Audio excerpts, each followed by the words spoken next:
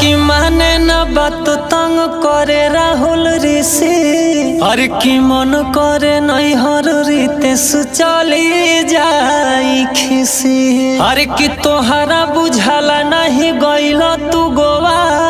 हरे मांगो तवे शशि रोज खाए खाती खोआ।